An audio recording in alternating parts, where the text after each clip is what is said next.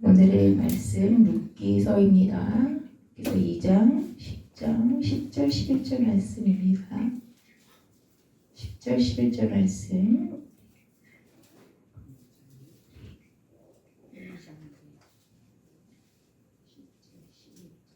10절, 11절 말씀. 10절, 11절 말씀 함께 합독하시겠습니다. 룻이 엎드려 얼굴을 땅에 대고 절하며 그에게 이르되 나는 이방 여인이거늘 당신이 어찌하여 내게 은혜를 베푸시며 나를 돌보시나이까 하니 보아스가 그에게 대답하여 이르되 내 남편이 죽은으로 내가 시어머니에게 향한 모든 것과 내 모부와 온 것을 떠나 전에 알지 못하던 백성에게로 온 일이 내게 분명히 알려졌느니라.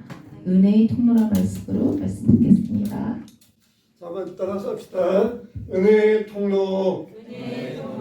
은혜의 통로가 되자. 네, 룻과 우리 나오미의 관계, 얼마나 아름다운 믿음의 관계, 시어머니와 며느리의 관계입니까?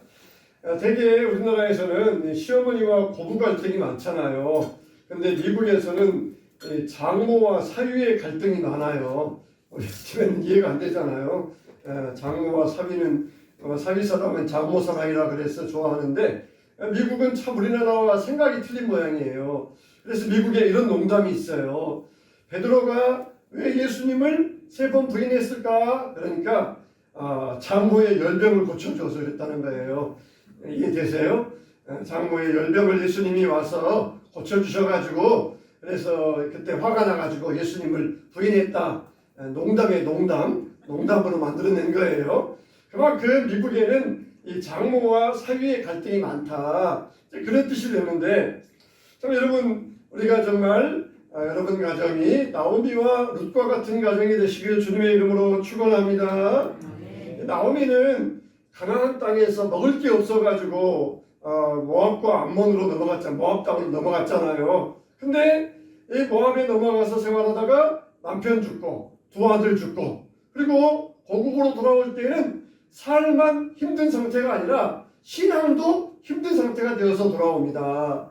고향에 돌아오니까 고향 사람들이 와, 나오미가 왔다. 집 떠났던 나오미가 왔다. 몇 년 만에 정말 얼마만이야. 정말 나오미가 왔다. 그런데 나오미가 뭐라 그럽니까?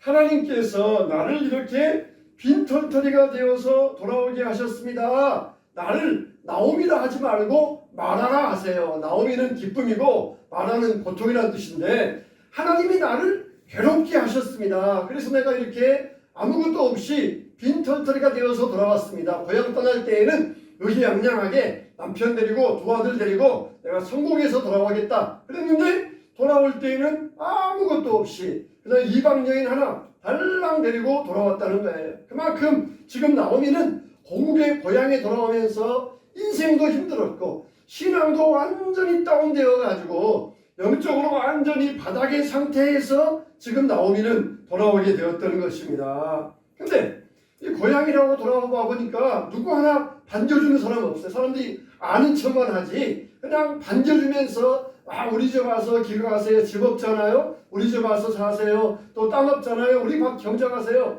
그냥 아는 척만 하지 반겨줄 사람이 아무도 없었어요. 여러분들은 어떻습니까? 그냥 아는 척만 하고 끝나겠습니까? 교회 와서 그냥 아는 척만 하고 끝나겠어요? 반겨주는 사람 되시기를 주님의 이름으로 축원합니다. 막 반겨줘야 돼요.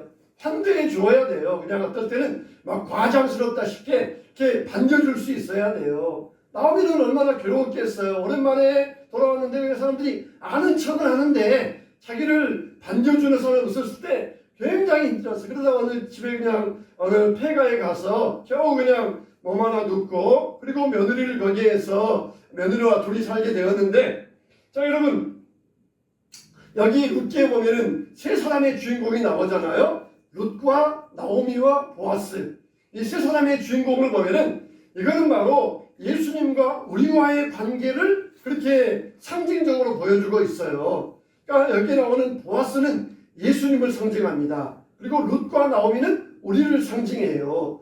아무것도 없이 빈털터리가 되어가지고 고향에 돌아온 그 룻과 나오미 꼼짝없이 이제 굶어 죽을 수밖에 없는 형편에 처한 나오미와 룻을 누가 먹여 살려줍니까? 보아스가 먹여 살려주잖아요. 우리도 마찬가지예요. 우리도 완전히 영적으로 굶주리고 육적으로 아주 그냥 만신창이 된 사람인데 우리를 누가 살려주십니까? 예수님. 예수님이 우리를 살려주신다는 것이에요. 그래서 우리에게는 누가 필요합니까? 룻과 나오미에게 보아스가 필요했던 것처럼 우리에게는 예수님이 필요하다는 것입니다. 할렐루야. 따라서 합시다. 나는 예수님이 필요합니다. 할렐루야. 그럼 오늘 우리가 이 은혜의 통로라는 말을 통하여서 같이 한번 살펴보자 하는데, 첫째는 뭐냐? 따라서 합시다. 은혜를 베풀어야 은혜 받습니다. 이 나오미, 룻, 이 보아스를 보면은 서로가 서로에게 삼각관계가 되어가지고 서로 은혜를 베풀어요. 여러분, 지금 나오미는 어떻습니까? 남편 죽고 두 아들 죽고 딸랑 두 며느리와 세 과부가 남아 있어요. 그런데 이제 나오미가 고향으로 돌아오려면서 이방 여인들까지 데려가려니까 너무 미안한 것이에요. 그래서 이방 여인 며느리들에게는 너희들 친정으로 돌아가라. 그래서 새 남자 만나서 새로운 생활 시작해라. 그러면서 두 며느리를 친정으로 돌려보내요. 근데 큰 며느리는 처음에는 안 가겠습니다. 어머니 따라가겠습니다. 그러다가 어머니가 막 떠미니까 하지 못해서 그냥 울면서 집으로 돌아가요. 근데 룻은 끝까지 어머니를 떠나지 않습니다. 만일 저를 가라고 하시면은 어머니가 죽는 곳에 나도 죽겠고 어머니가 가는 곳에 나도 가겠습니다. 어머니가 내가 죽음 이후에는 어머니를 떠나는 일이 없을 것입니다. 그러면서 룻이 나오미를 끝까지 쫓아옵니다. 여러분, 이게 바로 은혜예요. 은혜. 은혜라는 것은 뭐예요? 안 해도 될 것을 하는 것. 그게 은혜예요. 지금 룻은 자기 시어머니를 안 따라가도 돼요. 자기 동서 형님은 떠났잖아요. 그러면 자기도 떠나면 돼요. 누구 하나 욕할 사람 없어요. 야, 너는 왜 이렇게 어머니를 버리고 떠나? 너 나쁜 XX네? 그러면서 욕할 사람 아무도 없어요. 형님도 떠났으니까 자기도 가면은 그만인데 룻은 끝까지 어머니를 떠나지 않겠습니다. 그러면서 어머니를 쫓아왔다는 것이에요. 이게 바로 은혜예요. 은혜. 안 해도 될 일을 하는 것. 이게 은혜라고 하는 것이에요. 여러분, 룻은 이와 같이 은혜를 베풀었더니 어떻게 합니까? 보아스를 만나요. 보아스 역시 어쩝니까? 룻과 결혼할 의무가 없어요. 자기보다 더 먼저 선순위 된 룻의 친척이 있는데 그러면 나 안 할 테니까 네가 해. 떠밀어버리고 자기는 그럴 필요 없어요. 근데 자기가 막 나서가지고 룻을 위하여서 자기가 해주고 그리고 밭도 다시 사주고 집도 사주고 그러면서 이 사람 불러다가 네가 안 하면은 내가 하겠다. 앞으로 막 나서가지고 룻을 보호해주고 나오미의 보호자가 되어요. 룻이 자기 어머니에게 은혜를 베풀었더니 그 은혜가 보아스를 통하여서 자기에게 고스란히 돌아옵니다. 그대로 돌아왔던 것이에요. 그러니까 누가 은혜 받습니까? 은혜 받는 자가, 은혜 베푸는 자가 은혜를 받는다는 것입니다. 예수님에게 한 백부장이 찾아왔어요. 그래서 예수님, 내 종이 병들었는데 내 종의 병을 고쳐주세요. 그렇게 예수님에게 요청을 합니다. 여러분, 그 당시에 종은 뭐예요? 그냥 가구예요. 가구. 그냥 자동차를 아무리 아껴도 자동차를 애지중지해도 고장나면은 폐차시키는 그런 가구, 기계와 같아요. 아무리 애지중지하다가도 고장나면은 쓰레기통에 버리는 게 그게 가구예요. 종이 그런 존재예요. 종을 실컷 부려먹다가 종이 병나면은 버리는 존재가 그게 종이라는 존재예요. 근데 어떻게 합니까? 유대 장로들이 와서 예수님에게 대신 간구합니다. 예수님, 저 백부장의 종의 병을 고쳐주세요. 왜 그러느냐? 저 백부장이 우리 민족을 위하여 회당도 지어주었습니다. 그렇게 하면서 예수님에게 간구합니다. 백부장으로서 유대인들에게 회당 지어주는 일, 그거는 할 필요도 없어요. 할 필요 없는 일이에요. 그런데 백부장, 그 지역의 총사령관으로서 자기가 힘이 있으니까 그 유대민족을 사랑하여서 유대민족을 위하여 회당을 지어주었어요. 유대민족에게 할 필요도 없는데 은혜를 베풀어 주었어요. 은혜를 베풀어 주었더니 유대 장로들이 이 백부장을 위하여서 간구해주고 또 그에게 은혜를 되돌려주는 것이에요. 여러분, 은혜를 베푸는 자가 은혜를 받게 되어 있습니다. 한 번은 다윗이 시글락에서 자기 부하들과 함께 지내다가 블레셋과의 전쟁에 따라 나갑니다. 그러면은 시글락에는 누가 남아있어요? 젊은 남자들, 건강한 남자들은 싹 전쟁에 나가니까 지금 시글락에는 노인과 여자와 아이들만 남아있어요. 전쟁에 딱 나간 순간에 다른 부족이 와가지고 이 남아있는 노인과 여자와 아이들을 다 잡아가 버려요. 남자들이 없으니까 여자들이 어떻게 싸우겠어요. 그래서 시글락에 있었던 여자와 노인과 아이들 모든 재산까지 싹 그냥 잡아가가지고 해가지고 가버립니다. 돌아와 보니까 다윗과 부하들이 돌아와 보니까 자기 아내, 자녀들, 부모들 아무도 없어요. 이들이 막 울기 시작합니다. 울기 시작하다가 누구에게 화살을 돌려요? 다윗에게 화살을 돌립니다. 다윗 때문에 우리가 다윗 따라와가지고 우리가 이 신세대였다. 우리가 다윗을 돌로 쳐 죽이자. 그러면서 이 사람들이 울다가 다윗에게 화살을 돌려요. 사람들이 잘못하다가 어려움 생기면 지도자 때문이다. 그러면서 지도자에게 화살을 돌려요. 인생 지금 다윗에게 최대의 인생 위기가 찾아오는 겁니다. 그때 다윗이 얼른 무릎을 꿇고 하나님께 기도합니다. 하나님, 어떻게 하면 좋을까요? 하나님께서 쫓아가 그들을 붙잡을 것이다. 하나님께서 다윗에게 감동을 주시니까 다윗이 자신 있게 여러분 쫓아갑시다. 하나님이 저에게 그 사람들을 찾아오고 우리가 이 전쟁에서 이긴다고 하셨습니다. 쫓아갑시다. 사람들은 반신반의하죠. 이제 가봤자 어디로 간지도 모르는데 어떻게 그들을 쫓아가느냐? 가봤자 그들이 또 얼마든지 모르는데 이길 수도 없고 우리는 지금 전쟁에서 돌아와가지고 힘들고 피곤한 상태인데 또 쫓아가야 되고 싸워야 되고 이거는 도저히 승산이 없는 전쟁이다. 그런데도 불구하고 다윗이 가자 확신 있게 말하니까 쫓아옵니다. 근데 가다가 어떻게 해요? 한 애굽인 소년 종을 하나 만나요. 그래서 다윗이 이 종에게 은혜를 베풀어 줍니다. 종, 병들어 지금 죽어가는 종인데 이거 그냥 버려두고 와도 상관없어요. 안 해도 될 일을 다윗은 이 어린 소년 종에게 은혜를 베풀어 주어요. 이 종이 누구였느냐? 이 시글락에 쳐들어가서 그 물건을 빼앗아 갔던 사람들이 이 종을 데리고 있었어요.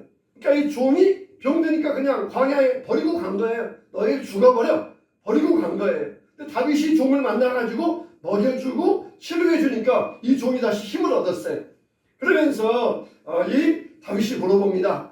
우리 시글락을 쳐들어갔던 사람들이 어디로 갔느냐 물어보니까 이 광야에서 길도 사방인데 어디로 간 줄 알겠어요. 근데 이 사람은 이 종은 알고 있었어요. 자기들이 왔다가 갔던 길이니까 알고 있어요. 나를 그 사람들에게 넘기지 않는다고 약속하면은 내가 알려주겠습니다. 뭐냐? 내가 널 넘기지 않겠다.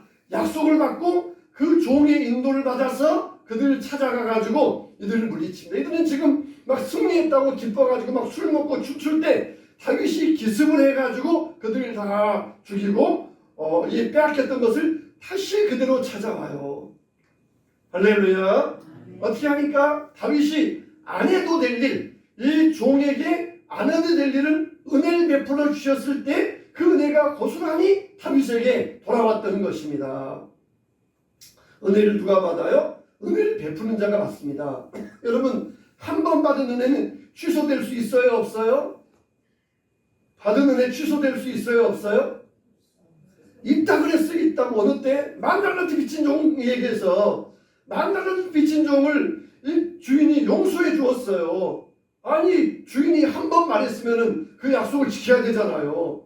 근데 이 만달란트 받은 종이 다른 친구에게 100데나리 온 이 빚진 종을 이 멱살 잡아가지고 감옥에 가둬버립니다. 주인이 그 말을 듣고는 요놈 괘씸한 놈이네. 이놈 만달란트 빚졌던 종 감옥에 집어넣어 거기에서 다 갚기까지 못 나오게 해. 완전히 주인이 은혜를 취소해버립니다. 만달란트를 베풀어줬는데 그 은혜 받았으면서 자기는 조그마한 눈꽃만한 은혜도 베풀 줄 모르는 이런 괘씸한 놈, 이놈은 정말 다시 감옥에 들어가야 돼. 그러면서 은혜를 취소해버리고 감옥에 집어넣어버리셔요. 여러분, 하나님께서 주신 은혜 취소할 수 있다는 것이에요. 어떤 사람에게? 은혜 베풀지 않은 사람에게. 은혜를 모르는 사람에게 하나님은 취소할 수 있어요. 그러니까 하나님의 은혜는 취소가 되면 안 돼요. 절대. 하나님이 말씀하셨는데 그 은혜가 취소되면 큰일이잖아요. 그 책임이 누구에게 있어요? 우리에게 있어요. 우리에게. 하나님께 받은 바 은혜가 감사하여서 내가 보답함으로 예배드리고 교회 와서 봉사하는 거예요.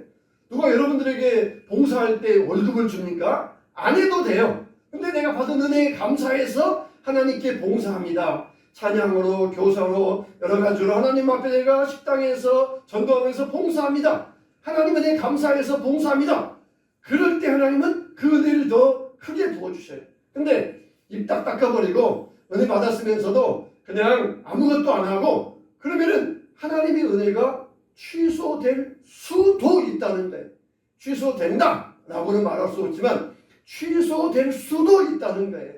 그러니까 이걸 조심해야 됩니다. 그냥 입 싹 닦아버리고 은혜 받았으면서도 아무 일도 안 하고 아무것도 안 하고 그러면서 은혜도 베풀지 아니하면 그 은혜가 분명히 이 10,000달란트 빚진 종의 비유에 보면 취소할 수 있다는 거예요. 취소할 수. 아니 주인이라는 사람이 남자가 말이야 한마디 했으면 이런 중천금을 지켜야지. 그것도 많은 사람들 앞에서 그냥 다 내가 너의 빚을 탕감해 주겠다 해놓고서는 이제 와서 취소한다고요? 참 너무하시네요. 치사하시네요. 지가 한 행동은 생각 안 해보고 하나님께 치사하다고 말할 수 있겠어요? 내가 한 행동을 생각해 보세요. 내가 은혜도 베풀지 아니하고 하나님 은혜에 보답도 하지 아니하고 삶에 있다가 하나님 은혜 취소버릴 때 하나님 치사하세요. 그렇게 말할 수가 있어요? 은혜 베푼 자가 은혜를 받을 수가 있어요. 은혜에 보답해야 되잖아요. 하나님 은혜에 보답하는 자가 되어야 되잖아요. 근데 하나님의 은혜에 보답하지 아니하고 은혜에 감사하지 않으면 하나님의 은혜도 취소될 수도 있다는 거예요. 내가 정말 주님의 은혜를 받은 자로서 이 은혜를 베풀 때에 또 하나님의 은혜가 우리에게 임하게 될 줄로 믿습니다. 은혜 베풀시기를 축원합니다. 두 번째로 하나님은 은혜 베푸는 자에게 직접 은혜를 베풀어 주신다는 것이에요. 룻이 자기 시어머니에게 은혜 베풀어 주셨잖아요. 자기 시어머니를 안 따라와도 돼요. 자기도 편하게 친정 돌아가서 다른 남자 만나가지고 새 결혼 생활 시작하면 돼요. 왜 굳이 고생하면서 그 먼 길을 걸어와야 되고 굳이 그렇게 과부인 시어머니를 따라가야 되겠어요? 돈도 없고 아무것도 없는 시어머니를 따라와야 되겠어요? 그 은혜를 베풀어 주셨잖아요. 그랬더니 하나님께서 룻에게 은혜를 베풀어 주십니다. 볼이 죽는 때가 되어서 이삭을 죽으러 가는데 어떻게 합니까? 우연히 보아스의 밭에 들어갔다. 이건 우연이 아니에요. 우리가 인간적으로 볼 때 이건 우연인데 하나님께서 그 룻의 걸음을 인도하셔가지고 필연적으로 보아스의 밭으로 쭉 들어가게 하셨다는 것이에요. 다른 밭에 들어갔으면은 이 룻은 그런 은혜 못 받아요. 근데 필연적으로 보아스의 밭에 들어가게 하셔서 하나님께서 룻에게 은혜를 베풀어 주셨다. 보아스를 만나서 은혜를 받게 하여 주셨다는 것이에요. 하나님은 누구를 통해서 은혜 주셔요? 사람들을 통해서 은혜 주셔요. 근데 엉뚱한 사람만 만나요. 왜 그래요? 내가 베푸는 은혜가 없으니까. 내게 해주는 사람만 만나요. 내가 베푸는 은혜가 없으니까. 근데 은혜 베풀었더니 우연히 했는데 나에게 은혜를 돌려줄 그런 사람을 만나게 하십니다. 이게 하나님이 우리에게 직접 베풀어 주시는 하나님의 은혜라는 것이에요. 하나님은 나오미를 버리지 않았어요. 그리고 나오미의 집안을 살리기 위하여서 룻의 발걸음을 보아스의 밭으로 정확하게 인도하셨던 것입니다. 하고 많은 밭에서 이 밭이 하나 둘이었겠어요? 아마 수십 개, 수백 개의 밭이 있었을 거예요. 그나마 보아스는 보면은 주인은 잘 밭에도 안 나와요. 그런데 하나님께서 어떻게 보아스의 밭으로 인도하셨을까요? 이게 하나님이 직접 베풀어 주시는 은혜라는 것입니다. 우리가 정말 은혜 베푸는 자가 될 때 하나님은 여러분들에게 직접 하나님의 은혜를 베풀어 주시기를 주님의 이름으로 축원합니다. 오늘도 여러분들이 그냥 우연히 발걸음을 옮긴 것 같은데 하나님께서 발걸음을 붙잡으셔가지고 우리의 발걸음을 착착착착 은혜의 자리로 인도해 주셔요. 그냥 어쩌다고 이렇다고 주일날 우리의 발걸음이 엉뚱한 데로 가면은 그거는 멸망의 발걸음이에요. 근데 우리를 은혜의 발걸음으로 주일날 교회로 인도하여 주시어서 주의 전에 나오게 하시는 얼마나 은혜에 감사한 일입니까?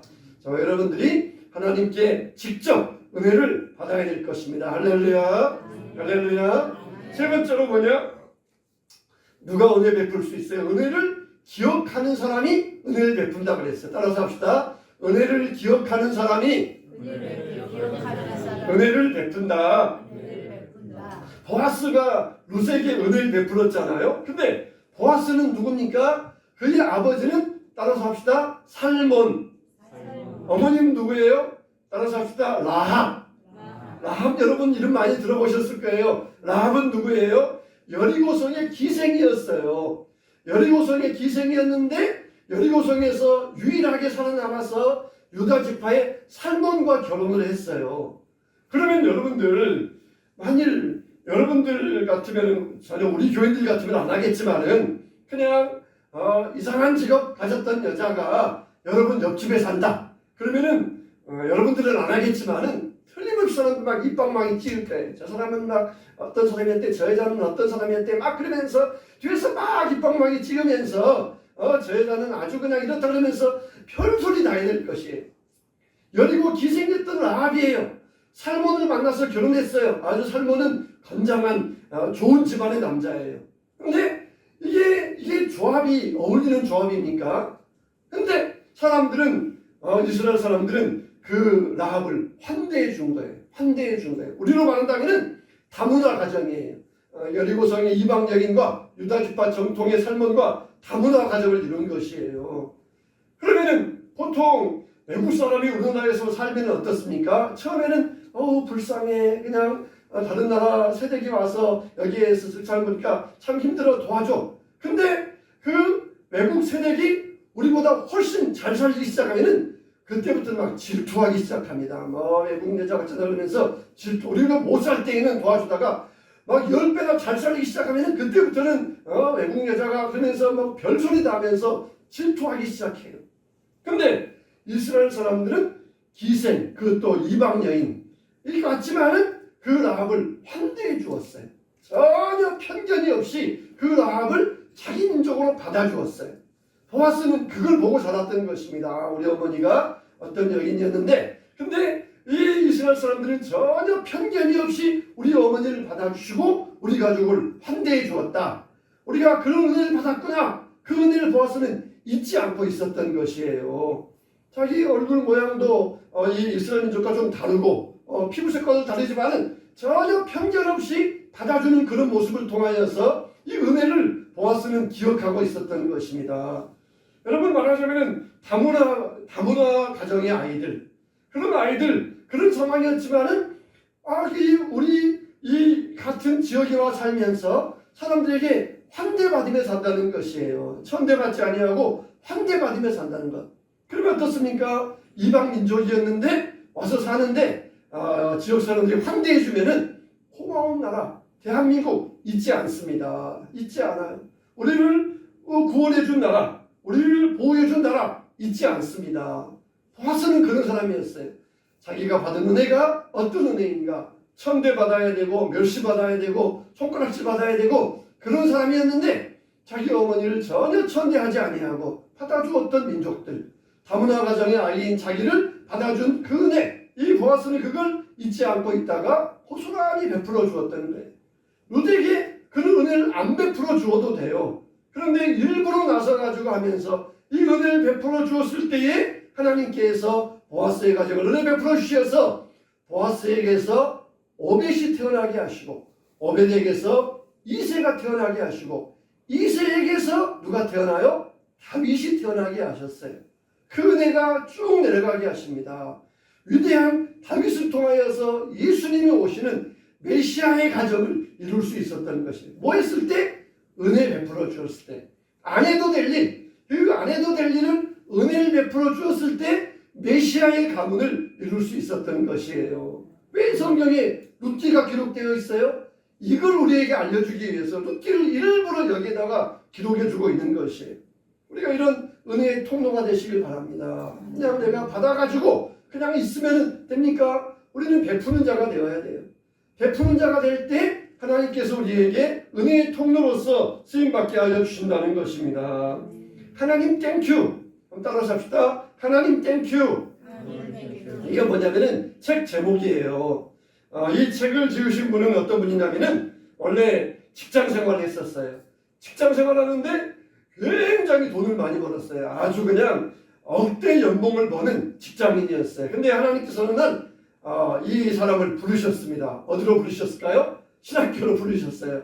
억대 연봉을 벌다가 신학교 가니까 돈 한 푼 없는 빈털터리가 된 것이에요. 그런데도 이 사람은 늦은 나이에 신학교 공부를 하면서 사람 3년을 입양했어요. 그러니까 7명을 입양을 치웠어요.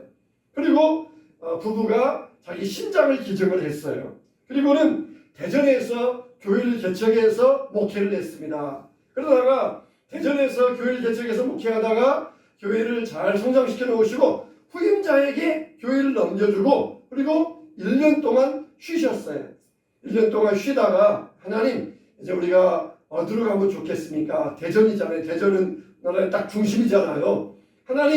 하나님께서 나를 가라고 하시는 곳이면 어디든지 가겠습니다. 그러면서 속으로 생각하기를 하나님 나를 부르시면 나는 강원도 강릉이라도 가겠습니다. 그렇게 이야기를 했어요.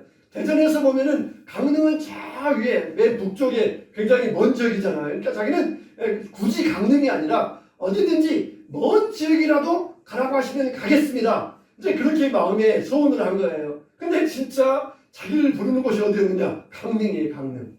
강릉에서 자기를 부른 거예요. 굉장히 막 당황스럽더래요. 그냥 대전이나 주변에서 오라고 할 줄 알았는데 강릉에 가겠습니다 한 것은 그냥 어디 가겠다는 그런 말이었지 가겠다는 말은 아니었거든요. 진짜 강릉에서 자기를 불렀어요. 근데 대전에서 공부방하고 있는데 형편이 안 되는데도 다 정리하고 강릉으로 가게 되었습니다. 근데 떠나기 직전에 어디에서 또 연락이 왔어요. 여기 우리 교회로 와셔서 목회해 주세요. 연락이 왔는데 강릉보다 수십 배 좋은 조건에 그런 자리가 난 것이에요. 얼마나 참 여러분 같으면 고민되겠어요? 안 되겠어요? 아마 저 같아도 고민될 것 같아요. 근데 이분은 딱 정리하고 내가 약속한 대로 강릉 가겠습니다. 그러면서 강릉 가셔서 일하셨다는 것이에요. 그러니까 여러분 우리가 참 뭐가 좋은 것이냐? 뭐가 좋은 거예요? 뭐가 좋은 거예요? 어떤 게 좋은 거예요? 따라서 합시다. 하나님의 뜻이 가장 좋은 것이다. 할렐루야. 내가 볼 때 좋은 것, 정말 돈도 많이 있고, 여러 가지 환경이 좋은 곳, 거기에서 오라 그러면, 야, 여기가 좋다. 그러면서 가야 되는데, 이분은 하나님의 뜻이 있는 곳, 가장 먼저 부르는 곳으로 가겠습니다. 그것을 좋은 것으로 알고 갔다는 것이에요. 우리가 젊은 학생 청년들이 농담 반, 진담 반식으로 그런 말 하잖아요. 남자들끼리 모여가지고 물어보잖아요. 너는 이쁜 여자가 좋아? 착한 여자가 좋아? 이렇게 물어보잖아요.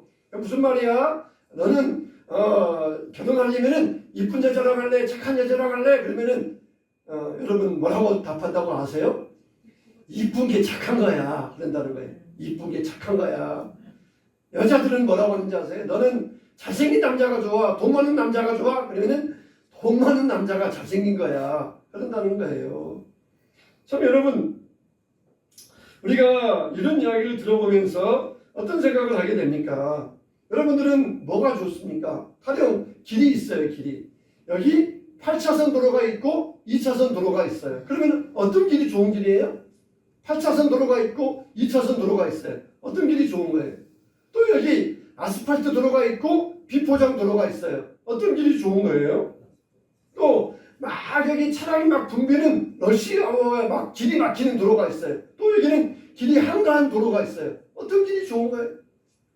내가 가야 될 길이 좋은 거예요. 내 목적지가 있는 길이 좋은 거예요. 어떤 사람 운전하면서 야 한가한 길로 가야 돼 그러면서 한가한 길만 찾아다니다가 꾸물꾸물 놀다가 엉뚱한 데로 간 사람이 있어요. 길이 붐벼도 내 목적지가 그 길에 있으면은 그 길로 가야 되는 것이에요. 넓은 길이 좋아요? 좁은 길이 좋아요? 우리가 가야 될 목적지가 그 좁은 길, 천국길이라면은 좁은 길이 좋은 거예요. 좁은 길이. 잘생긴 남자가 좋아? 돈 많은 남자가 좋아? 이쁜 여자가 좋아? 착한 여자가 좋아? 나를 사랑해주는 사람이 좋은 거예요. 사랑해주는 사람이. 나를 사랑해주는 사람이. 돈 많은 남자와 결혼을 했어요. 이쁜 여자와 결혼을 했어요. 사랑도 없이 결혼을 했어요. 그러면 어떻게 되겠어요? 나를 사랑해주는 남자가, 사랑해주는 여자가 좋은 것이에요. 우리가 직장을 갈 때, 학교를 갈 때도 마찬가지예요. 어느 학과가 좋아? 어느 직장이 좋아? 연봉이 많은 직장이 좋아? 연봉이 적은 직장이 좋아? 그러면 어느 직장이 좋은 거예요? 하나님의 뜻이 있는 곳이 좋은 거예요. 연봉은 돈은 많이 주는데 거기는 그냥 주일날도 없고 나쁜 일 시키고, 그러나 여기는 연봉은 적은데 신앙생활 하는데 좋은 거예요. 어느 게 좋아요? 하나님의 뜻이 있는 게 좋은 거예요. 하나님의 뜻이 있는 게. 돈 많은 남자가 좋냐? 가난한 남자가 좋냐? 나를 사랑해주고 하나님의 뜻이 있는 남자, 그런 여자가 좋은 것이에요. 좋은 것. 우리가 성경에서 좋은 것이 뭐라고 그랬어요? 따라서 합시다. 그리스도 안에 있는 것. 할렐루야. 그리스도 안에 있는 것, 그게 좋은 거예요. 그리스도 안에 있는 것이 좋은 거예요.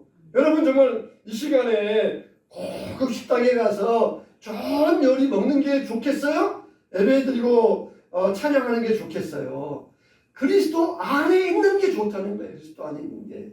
우리 청년 학생들이 정말 어떤 게 좋은가? 어떤 게 좋은가? 물론 넓은 길, 차도 많이 안 다니고 한가한도로 이런 길이 좋지 않겠습니까? 좁은 길, 차 붐비는 길, 그런 건 나빠요. 그게 아니에요. 내 목적지가 가야 될 길, 이게 좋은 거예요. 하나님이 함께 하시고 하나님의 뜻이 있는 곳, 이게 좋은 거예요. 내가 볼 때 좋은 것, 그게 바로 선악과잖아요. 선악과. 아담과 하와가 볼 때 먹음직도 하고 보암직도 하고, 하나님 먹지 마. 하나님의 뜻대로 하는 게 좋은 건데 내가 볼 때 좋은 것, 선악과를 선택하다가 결국 멸망의 길로 가고 만 거예요. 뭘 선택할 때 내가 볼 때 좋은 것이 아니라 하나님의 뜻이 거기에 있는가, 그럼 우리가 분별할 수 있어야 됩니다. 하나님 감사합니다. 나를 이곳으로 인도해 주셔서 감사합니다. 내가 볼 때 좋은 길이 아니라 하나님께서 좋은 길로 나를 인도해 주셔서 감사합니다. 하나님의 뜻이 있는 게 좋은 거예요.